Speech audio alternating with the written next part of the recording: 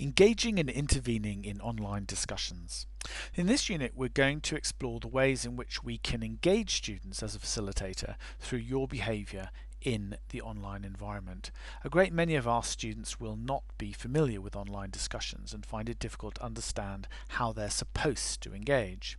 They may become comfortable with the technology itself quite quickly, but it can take some time to understand the conversational conventions necessary for effective online discussion.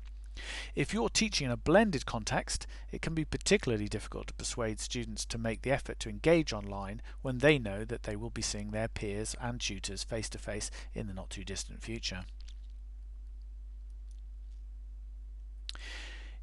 3 steps to engage. Here are 3 steps that effectively engage students simply by clarifying right up front what it is you want them to do. So it's important, perhaps above all else, to be very clear about the purpose of the discussion that you're trying to facilitate. Students generally, like most people, only do things because they see value in it. So consider, what is the learning purpose of your online activity? What will the student gain by engaging? What might they lose if they don't engage? Have you clearly articulated what you are contributing and what you expect them to contribute in return? Here is an example of those 3 steps in action. In this example, the tutor set out the purpose of the activity. They've identified what students will gain from engaging, and then established the role that students is expected to play. Here's a second example. This one's perhaps for more experienced online learners, people who already understand the context in which they're learning. These students might conceivably feel patronized by a constant reminder of the 3 steps, clearly delineated as bullet points or by a list of 3 points each time. But the same effect can be achieved in a brief sentence or 2. Read this sentence and you can see that all 3 steps are still covered, but just in a slightly different format.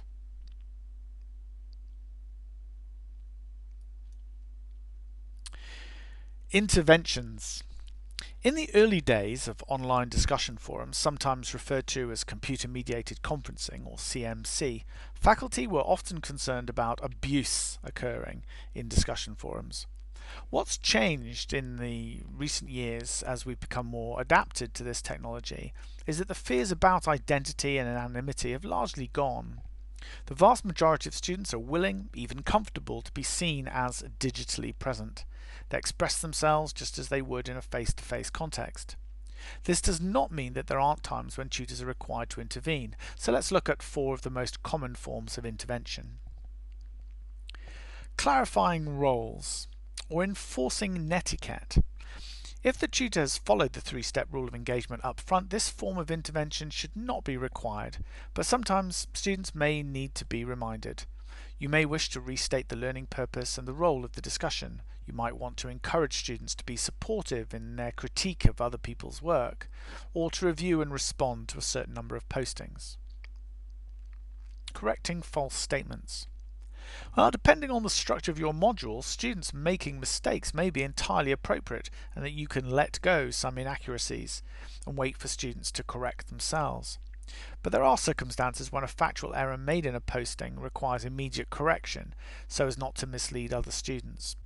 It is regarded as good practice not to simply delete the erroneous posting, as this can lead to frustration and apathy on the part of the poster, but also on the part of their peers. You might instead choose to do one of the following. You might message the student concerned and point out their error and ask them to make a correction. You might edit the student's posting directly, putting your correction perhaps in a different color or in bolding it. Or you might ensure that you provide correct information in a topic roundup or an announcement without drawing attention to the actual original error. The approach you take will depend on the maturity of the learners and the learning context. Redirecting. Sometimes topics go a little off course at times. Someone posts something interesting that captures the imagination of the cohort, and suddenly lots of engagement is happening, but not where you want it to be.